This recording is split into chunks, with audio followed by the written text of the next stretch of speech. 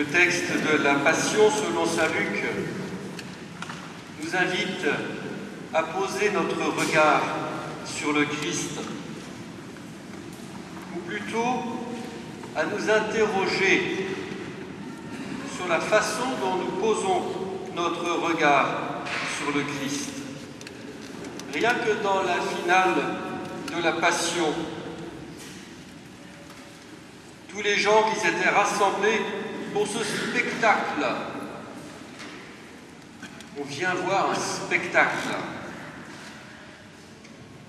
et ils s'aperçoivent qu'il se passe autre chose, qu'il se passe quelque chose. La passion du Seigneur et sa mort sur la croix est une action.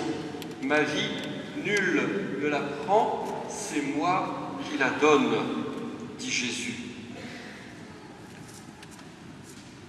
Et ceux qui voient cette action ont la foi suscitée en eux, comme le centurion. Vraiment, cet homme-là était le Fils de Dieu. Et puis il y a ceux qui sont des chercheurs de Dieu, les femmes qui accompagnaient Jésus depuis la Galilée.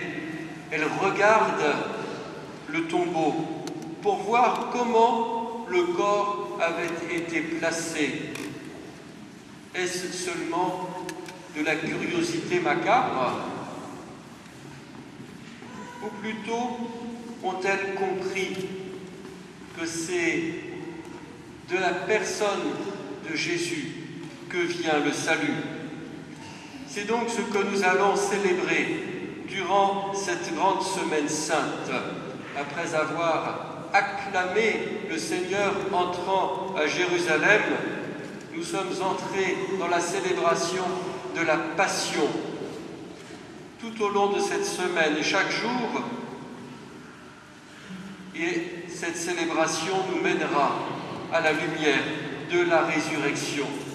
Alors je vous laisse avec deux questions. Par la grâce du baptême, j'ai été plongé dans la mort et la résurrection de Jésus. J'ai reçu ce salut qu'il a acquis pour moi, pour chacun d'entre nous sur la croix. Ai-je conscience d'être sauvé par le Christ? La célébration de cette semaine sainte est-elle pour moi le rappel que je suis rené dans le Christ? Je suis né à nouveau, comme un être nouveau, renouvelé, vivant d'une vie nouvelle. Il faut que je pose ce regard sur ma vie et que je chasse tout ce qui vient de l'homme ancien.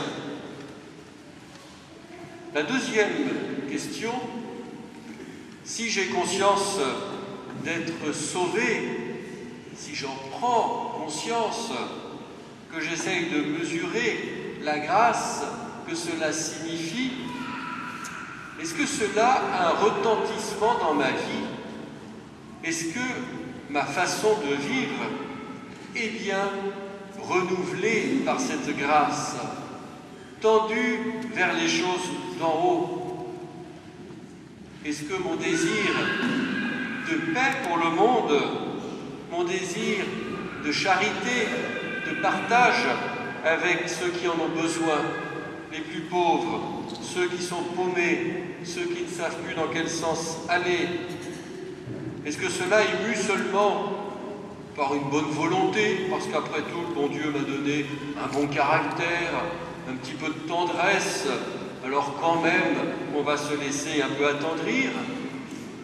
Ou bien est-ce plutôt ma façon de signifier que le royaume est déjà là, qu'il est déjà commencé, et que j'ai à transmettre ce que j'ai reçu?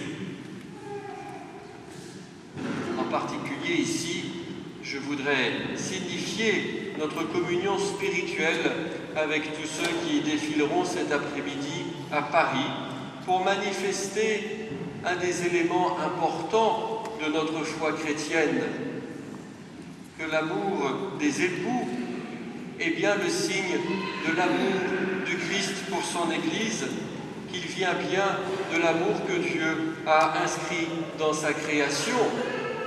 Et même si ce n'est pas l'objet du débat parlementaire exactement, c'est bien au nom de cette réalité de foi que nous sommes prêts à entrer dans ce débat politique et à y tenir notre place par respect pour les autres et par amour pour notre pays. Entrons donc dans cette Semaine Sainte avec la certitude que le Seigneur nous y attend, qu'il nous donne rendez-vous.